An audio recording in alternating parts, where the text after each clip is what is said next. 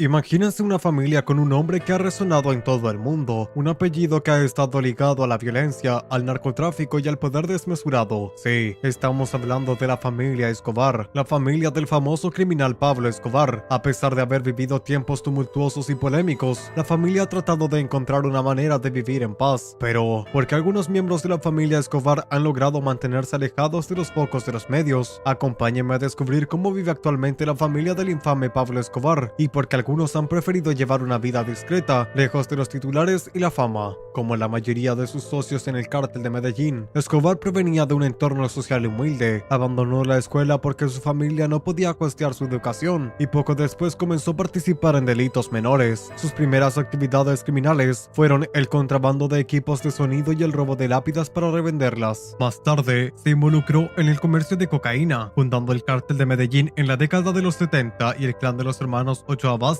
Los hermanos Ochoa fueron inicialmente los cerebros empresariales de la organización, mientras Escobar se encargaba de la protección del grupo. Durante el auge del cártel de Medellín en la década de los 80 y principios de los 90, Escobar controlaba casi toda la cadena de suministro de cocaína. La droga era almacenada en Colombia, para luego ser llevada por aire a Estados Unidos. Se estima que en la década de los 80 la organización suministró más del 80% de toda la cocaína traficada al país. En este periodo, los secuestros realizados por grupos guerrilleros llevaron al Estado a buscar la colaboración de los grupos criminales. En 1981, el secuestro de la hermana de los Ochoa llevó a la creación de un grupo paramilitar financiado por el cártel de Medellín, conocido como Muertas Secuestradores. Más, a mediados de los 80, el control de Escobar sobre Medellín aumentó cuando fundó un servicio de cobro de deudas conocido como la Oficina de Envigado, una oficina de la alcaldía de Envigado. En julio del 92, los hombres de Escobar encontraron un alijo de $20 millones en una propiedad de Fernando Galeano. Escobar convocó a Galeano y a otro socio, Gerardo Moncada, a una reunión en la catedral, donde ambos fueron asesinados por dos de los sicarios de Escobar. Al enterarse de los asesinatos, el presidente César Gaviria ordenó que Escobar fuera trasladado de la catedral a una base militar en Bogotá, pero el capo escapó antes de que fuera trasladado. Finalmente, los antiguos socios criminales de Escobar se aliaron con el gobierno y desmantelaron su imperio gradualmente.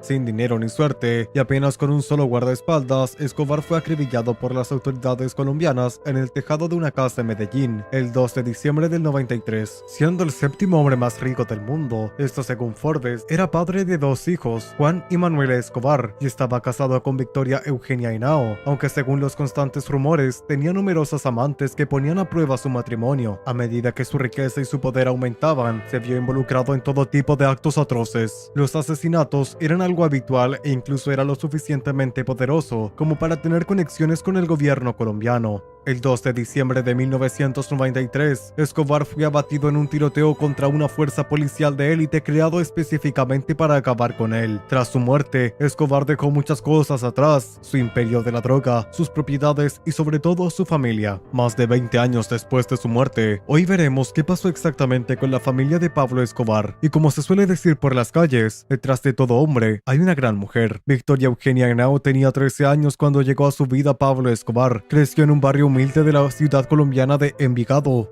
y fue en ese entorno en el que conoció en el 73 al que sería su futuro esposo y padre de sus dos hijos. Victoria era hermana de uno de los mejores amigos de Escobar, Carlos Mario Henao Vallejos, cuando el narcotraficante empezaba a dar sus primeros pasos en el tráfico de droga al tener tan solo 24 años. A pesar de la diferencia de edad, se casaron 3 años más tarde, el 29 de marzo del 76. 11 meses después nació Juan Pablo, el primero de sus dos hijos. La segunda, una niña llamada Manuela, llegaría en 1984. Junto a Pablo Escobar, la Tata, como era conocida por sus familiares, vio cómo crecía el poder del narcotraficante, que logró ser uno de los hombres más peligrosos y poderosos de Colombia. En una entrevista y en el libro que publicó en 2018, Pablo Escobar, Mi vida y mi cárcel, Victoria Eugenia Henao contó sobre los abusos que vivió durante su relación con Escobar, entre tener relaciones sexuales cuando era menor de edad y pasar por un aborto forzado. Además, relató las situaciones donde estuvo en riesgo su vida y la de sus hijos, como la explosión de un coche bomba con 700 kilos de dinamita en su hogar, amenazas de muerte e intentos de secuestro. Tras caer Escobar, sus enemigos querían matar a su hijo, pensando que podía ser el heredero, contó la viuda. Le dimos todo lo que teníamos, negociamos, pero la vida que llevó mi hijo les demostró que iba a estar del lado del bien, nada de guerras ni de seguir el legado sangriento de su padre, aseguró Henao. Quedaron algunos saldos pendientes con otros narcos y no por deudas sino por venganzas. Cuenta Henao que la obligaron a tener una reunión con ellos y a entregarles varias propiedades, hasta las que habían sido incautados por el Estado. Aseguró que los cobros que le hicieron por la deuda de Pablo Escobar con otros carteles ascendía a más de 120 millones de dólares. Según cuenta Henao, el pago de esta suma aseguraría que no la matarán a ella ni a su familia. Los encargados de cobrar dicho dinero le exigían el pago como perdón a todo lo que habían gastado en la guerra con él y por los daños y perjuicios que este les causó con secuestros, asesinatos, daños a sus propiedades, entre otros. Henao cuenta que le tocó entrar en una negociación con los principales capos de narcotráfico en Colombia, entre ellos los jefes del cártel de Cali, los hermanos Miguel y Gilberto Rodríguez Orejuela, José Chepe Santa Cruz y Elmer Pacho Herrera. Ese proceso empezó en febrero de 1994 y duró por lo menos 8 meses, hasta que la mujer pudo pagar el saldo total. Victoria Eugenia Henao cambió su nombre legal por el de María Isabel Santos Caballero y se trasladó con su familia a Argentina. Desde allí lleva una vida tranquila como escritora y conferencista. Además, dice que en su cuenta de Instagram que es especialista en coaching ontológico. Esta es la actualidad de esta mujer que para bien, para mal o por simples caprichos del destino, vio su vida involucrada con el infame Escobar. Ahora pasemos a la historia de sus herederos. Juan Pablo Escobar. Su nombre de nacimiento es Juan Pablo Escobar Henao, pero tuvo que cambiarlo por Sebastián Marroquín. Desde muy joven, Marroquín decidió alejarse del mundo que rodeaba a su padre, pero no fue nada sencillo. Actualmente vive en la ciudad de Buenos Aires, en Argentina. Además, ha escrito varios libros sobre su progenitor, como por ejemplo Pablo Escobar mi padre, las historias que no deberíamos saber, en el que reflexiona cómo este personaje podía ser un dedicado hombre de familia a la vez que un temido criminal. Juan Pablo Escobar Henao creció en la famosa hacienda Nápoles, en la región de Antioquia, Colombia. Su infancia no fue nada sencilla. Si bien en sus primeros años no tuvo ninguna necesidad económica, él tuvo que enfrentar el estigma de ser familiar de quizá el narcotraficante más temido de la historia de América Latina. Desde pequeño, algunos padres le prohibían a sus hijos acercarse a jugar conmigo, y a la tarde los veía a sus padres hacer negocios con el mío, relató en 2017 en una entrevista. Hasta la edad de 7 años, solía residir entre Colombia y Estados Unidos. Además, se acostumbraba a visitar diferentes países con su familia. En 1984, Pablo Escobar, su progenitor, mandó a matar al ministro de Justicia, Rodrigo Lara. Es a partir de dicho momento que su vida cambió. A partir del atentado se produjo la guerra entre el cártel de Medellín y el Estado colombiano. Cuando huyeron de su país natal, una de las primeras revelaciones que le brindó a Escobar fue su condición de criminal. Ya en Panamá mi padre me dice, mi profesión es ser bandido, eso es a lo que me dedico. Desde entonces no tuvo más pelos en la lengua para hablarme sobre lo que hacía o no hacía. En 1991, Pablo Escobar fue recluido en la prisión, la Catedral. Fue así que cesaron por un momento las persecuciones contra su familia. Sin embargo, en 1992, el fallecido líder del cártel de Medellín escapó de prisión, por lo que regresaron los atentados en su contra. Al año siguiente, el narcotraficante ya era buscado por gobiernos de diferentes países, como Estados Unidos o Francia, además de Colombia. Asimismo, Sebastián Marroquín y sus familiares corrían peligro de ser asesinados por los Pepes, ya que eran los enemigos de Pablo Escobar. En ese contexto, exactamente en diciembre de 1992, Pablo Escobar sería asesinado. Al conocer esta historia, su primera reacción fue vengar a su padre y matar al autor o autores del crimen. Sin embargo, en las posteriores entrevistas, el joven marroquín de 16 años lo que pidió no fue venganza, sino más bien apoyo para salir del país y obtener una educación profesional. Sebastián Marroquín reveló en más de una ocasión que desde joven recibió el apoyo de su progenitor para seguir una profesión o la carrera que quisiera, y no necesariamente sintió la presión de ingresar al mundo del narcotráfico. Siempre me decía, tienes que aprovechar las oportunidades para estudiar que yo no tuve. Yo no tenía quien me pague mis estudios cuando fui joven y quise ser abogado o contador.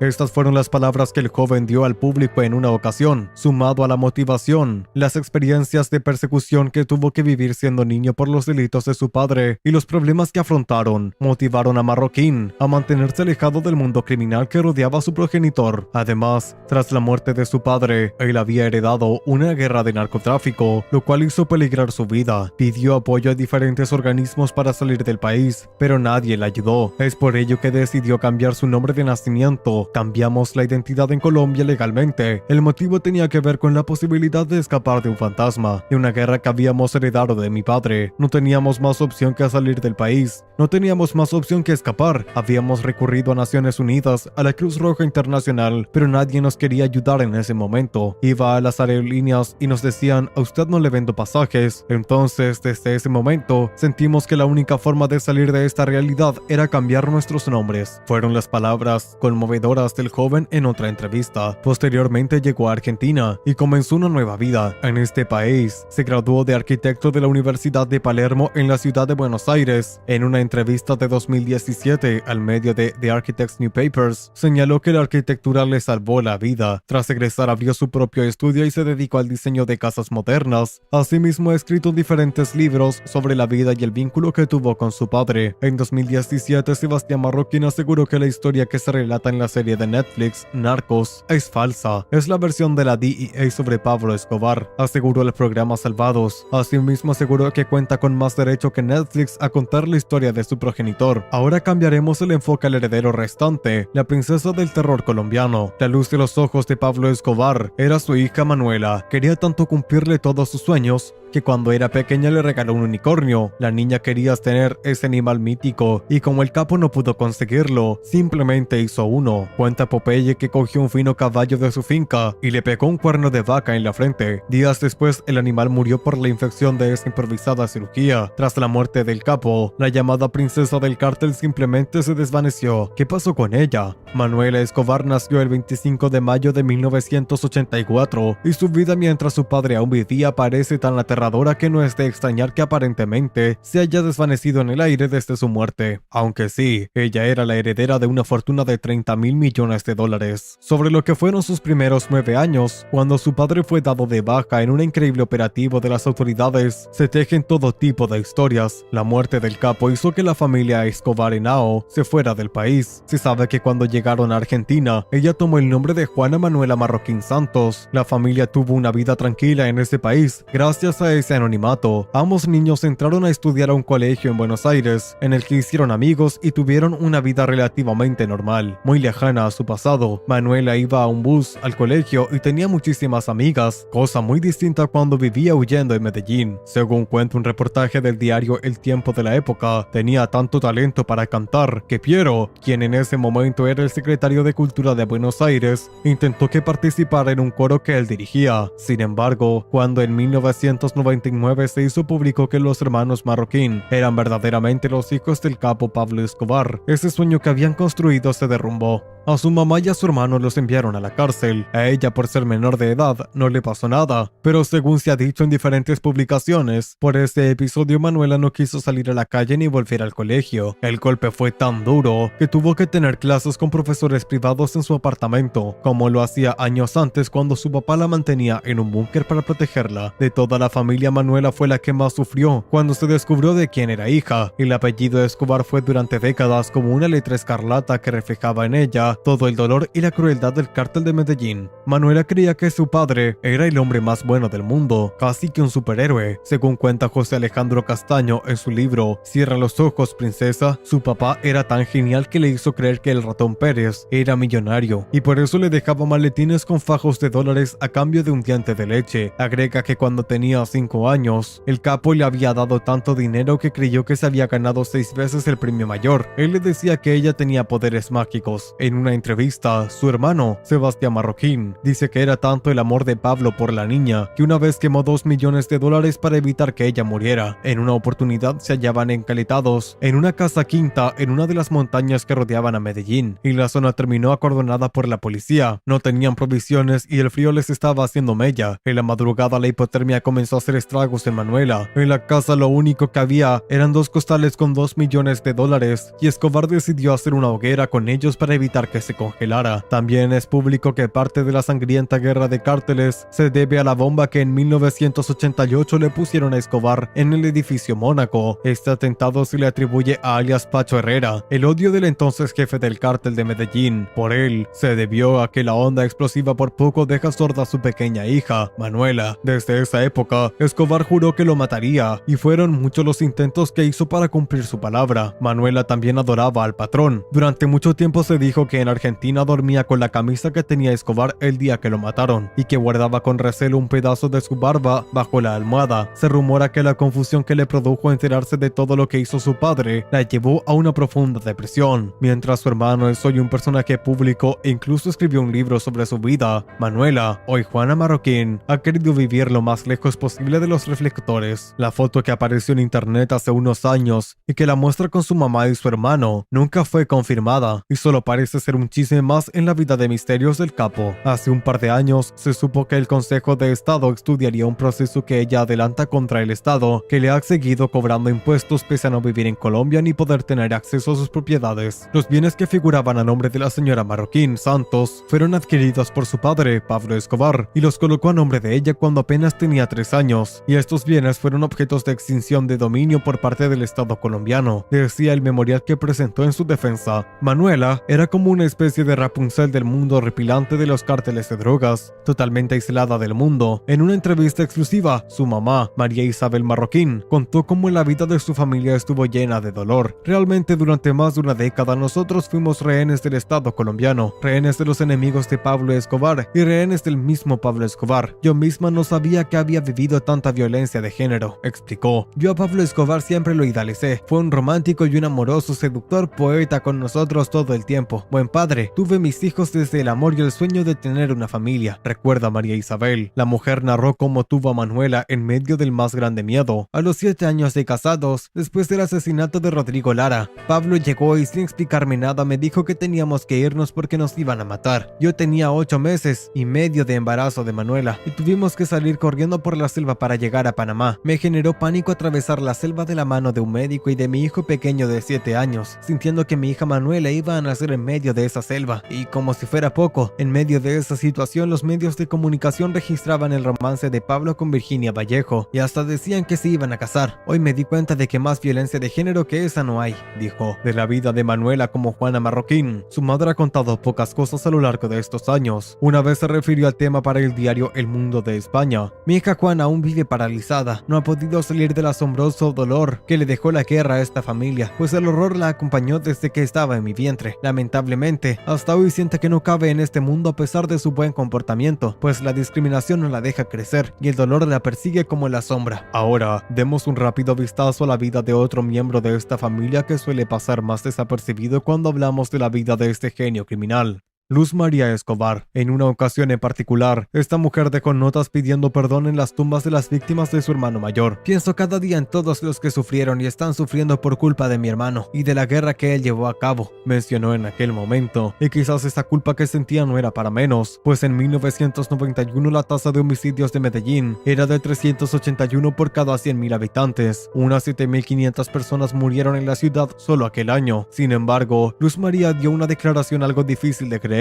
ya que dejó en claro que en 1980 no sabía nada del papel de su hermano en el narcotráfico, al menos hasta el momento en el que Escobar le dijo a su familia que había hecho un testamento. Mi madre se enfadó, le preguntó por qué hacía eso si estaba enfermo terminal. Fueron las palabras de Luz María, y él en respuesta se limitó a decirle que estaba en la mafia. Los que están en la mafia no mueren nunca de causa natural o enfermedad, mueren por las balas, le dijo Escobar a su familia. Según explica la mujer, ni ella ni su madre sabían lo que era la mafia. Esa noche mi madre y yo ya agarramos un diccionario y buscamos la palabra, pero no aparecía, cuenta. Fue con el asesinato del entonces ministro de Justicia, Rodrigo Lara Bonilla, por orden de Escobar, cuando su hermana se dio de bruces con la realidad. Fue el 30 de abril de 1984, un día horrible para mí. Entonces supe que andaba mi hermano y de lo que era capaz. Después se le preguntó si en alguna ocasión intentó hacer que su hermano dejase su vida delictiva. Íbamos a buscarlo con frecuencia. Mi madre y yo hablamos con él cuando hubo tantas masacres, pero él te convencía. Nos dijo que éramos nosotros o ellos. Escobar llevaba una pistola para defenderse y para defender a su familia. Pero no pensé que llegaría tan lejos, que dejaría una marca histórica, triste y dolorosa en el mundo. Luz María Escobar quiere ahora pedir perdón por los pecados de su hermano. En el 20 aniversario de la muerte de Escobar, organizó una misa en la iglesia católica del cementerio Jardines Montesacro. Fuera de la iglesia, cerca de la tumba en la que está enterrado su hermano, dejó papel y lápices. Docenas de colombianos y turistas extranjeros que visitaban la tumba de Escobar todos los días, y Luz María pidió a la gente que la dejaran a ella mensajes de perdón. Vinieron 7 u 8 personas cuyas familias habían sido víctimas de la violencia de mi hermano, recuerda. Y lo mejor, algo que me llenó de alegría, fue que la gente que me abrazó y me dijo que no estaban llenos de amargura hacia mi hermano. Ella también dejó notas en las tumbas de víctimas de Escobar. Solo pido que me perdonen,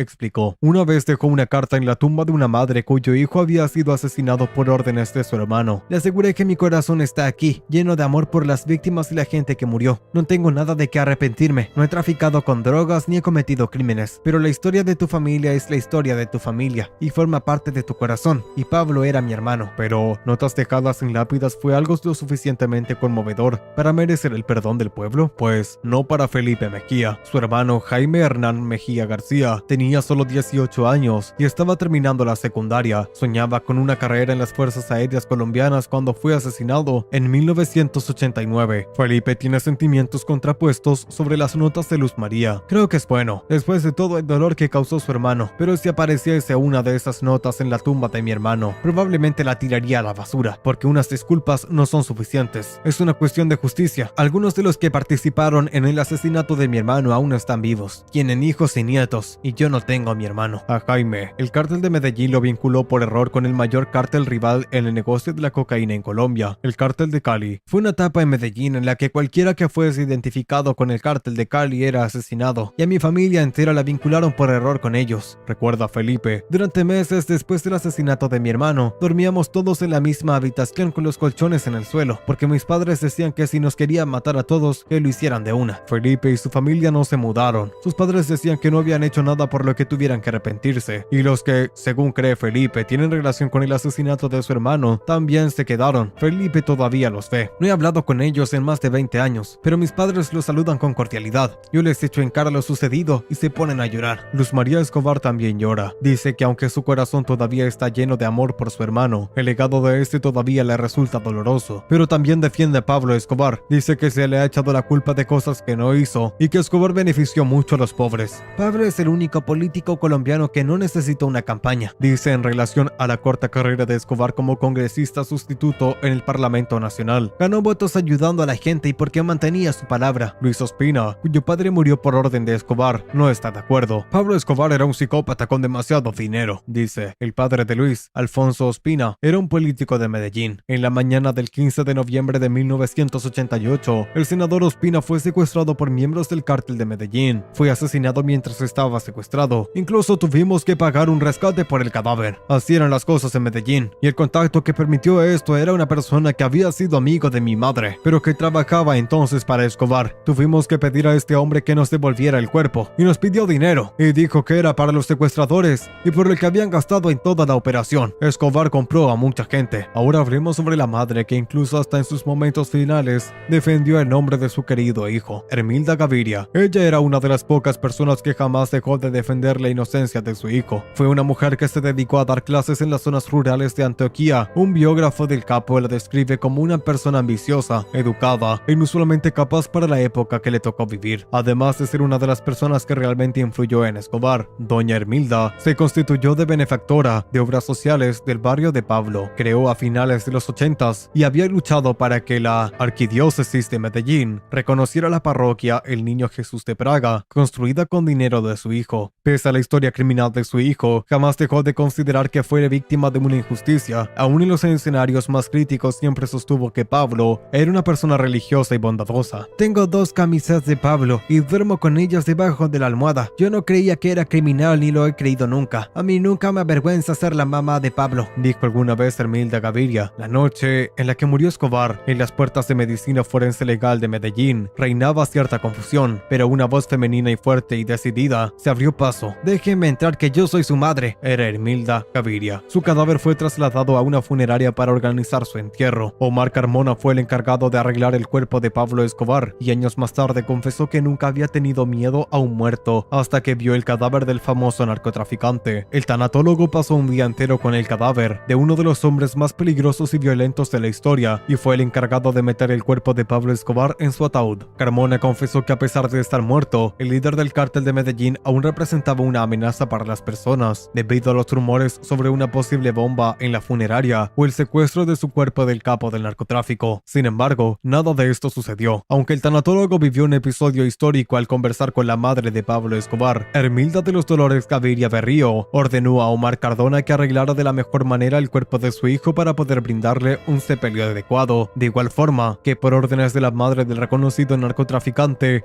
no realizó muchos arreglos al cadáver de Escobar, ya que ella quería que se viera como un hombre sencillo. Lo poquito que le pude hacer fue taponar sus heridas con algodón, maquillarlo y peinarlo, confesó. De acuerdo con Omar Carmona, solicitó que no se le pusiera nada más a su hijo ya que él era alguien sencillo y no utilizaba joyas extravagantes. No le ponga más nada que él era muy sencillo. No usaba joyas, ni reloj, ni cadena, ni anillos, ni nada. Añadido a esto, el tanatólogo encargado de arreglar el cuerpo de Pablo Escobar reveló que a pesar del dinero y lujos que el narcotraficante gozó en vida, fue enterrado en un ataúd sencillo, color plomo. El cofre más sencillo que utiliza aquí todo el mundo, de madera, confesó Carmona. Omar también comentó que él fue el encargado de arreglar el entierro del fundador del cártel de Medellín, ya que su cuerpo se encontraba en proceso de descomposición y todo tuvo que hacerse de manera casi inmediata. Nicolás Escobar Urquijo, uno de los nietos, dijo que Hermilda peinó 16 años un dolor que duele más con dolor físico, que fue el dolor de sentimiento, dolor de corazón. Recordó que su abuela visitaba a diario la tumba de Pablo Escobar en medio de la aflicción que le produjo la muerte de su hijo en un enfrentamiento con la policía de Medellín. Ella casualmente estuvo con él el día de su cumpleaños número 42, en horas de la mañana, mismo día de su muerte. Falleció doña Hermilda el 26 de octubre del 2006, a los 89 años de edad, en la clínica Las Vegas, de un paro cardiorrespiratorio, y fue sepultada al lado de su hijo en el cementerio Jardines Montesacro en el sur de Medellín. Los 4 miembros de la familia de Pablo Escobar han experimentado vidas muy diferentes desde la muerte del famoso narcotraficante. Mientras que algunos han tratado de mantener un perfil bajo y alejarse de la fama de su apellido, otros han buscado mantener su legado y participar en actividades públicas. A pesar de las adversidades y el peso de la historia familiar, cada miembro ha seguido su propio camino y ha tratado de encontrar su lugar en el mundo.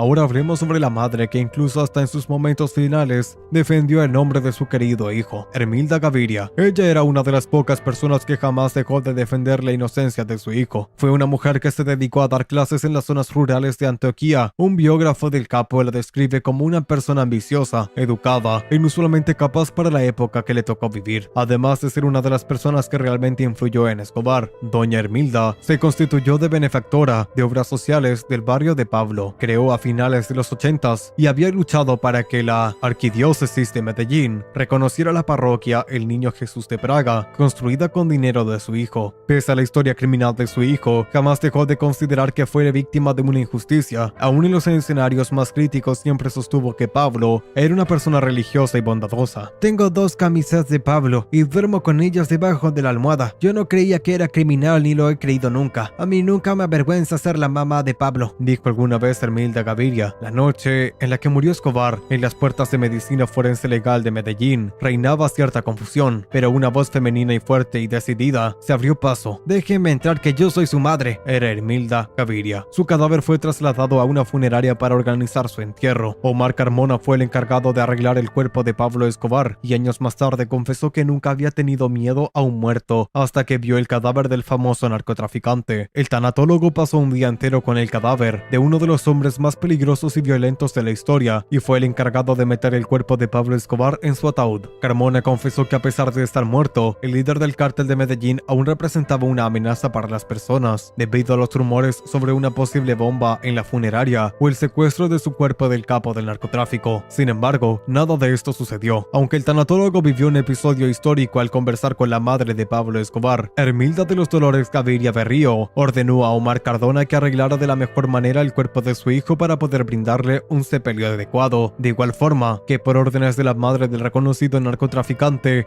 no realizó muchos arreglos al cadáver de Escobar, ya que ella quería que se viera como un hombre sencillo. Lo poquito que le pude hacer fue taponar sus heridas con algodón, maquillarlo y peinarlo, confesó. De acuerdo con Omar Carmona, solicitó que no se le pusiera nada más a su hijo, ya que él era alguien sencillo y no utilizaba joyas extravagantes. No le ponga más nada, que él era muy sencillo. No usaba joyas, ni reloj, ni cadena, ni anillos, ni nada. Añadido a esto, el tanatólogo encargado de arreglar el cuerpo de Pablo Escobar reveló que a pesar del dinero y lujos que el narcotraficante gozó en vida, fue enterrado en un ataúd sencillo, color plomo. El cofre más sencillo que utiliza aquí todo el mundo, de madera, confesó Carmona. Omar también comentó que él fue el encargado de arreglar el entierro del fundador del cártel de Medellín, ya que su cuerpo se encontraba en proceso de descomposición y todo tuvo que hacerse de manera casi inmediata. Nicolás Escobar Urquijo, uno de los nietos, dijo que Hermilda peinó 16 años un dolor que duele más que un dolor físico, que fue el dolor de sentimiento, dolor de corazón. Recordó que su abuela visitaba a diario la tumba de Pablo Escobar en medio de la aflicción que le produjo la muerte de su hijo en un enfrentamiento con la policía de Medellín. Ella casualmente estuvo con él el día de su cumpleaños número 42, en horas de la mañana, mismo día de su muerte. Falleció doña Hermilda el 26 de octubre del 2006, a los 89 años de edad, en la clínica Las Vegas, de un paro cardiorrespiratorio, y fue sepultada al lado de su hijo en el cementerio Jardines Montesacro en el sur de Medellín. Los 4 miembros de la familia de Pablo Escobar han experimentado vidas muy diferentes desde la muerte del famoso narcotraficante. Mientras que algunos han tratado de mantener un perfil bajo y alejarse de la fama de su apellido, otros han buscado mantener su legado y participar en actividades públicas. A pesar de las adversidades y el peso de la historia familiar, cada miembro ha seguido su propio camino y ha tratado de encontrar su lugar en el mundo.